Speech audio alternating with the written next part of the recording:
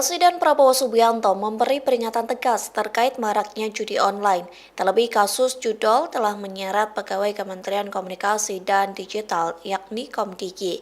Rupanya Prabowo memberi peringatan tegas kepada Kementerian Koordinator Bidang Politik dan Keamanan, Kemenko Polhukam, Kejaksaan Agung atau Kejagung, hingga Polri. Dikutip dari Kompas.com, hal itu disampaikan Menteri Komunikasi dan Digital Mutia Hafid pada Rabu 6 November. Ia mengatakan Presiden kerap kali membahas terkait kasus judi online. Artinya, Prabowo dengan tegas ingin memerangi judi online. Mutia mengatakan Prabowo memperingatkan kepada beberapa institusi atau lembaga seperti Polri, Jaksa Agung, dan Kemenko Polhukam.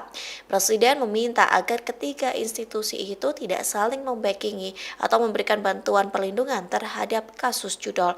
Hal senada disampaikan Kepala Kantor Komunikasi Kepresidenan Hasan Nasbi.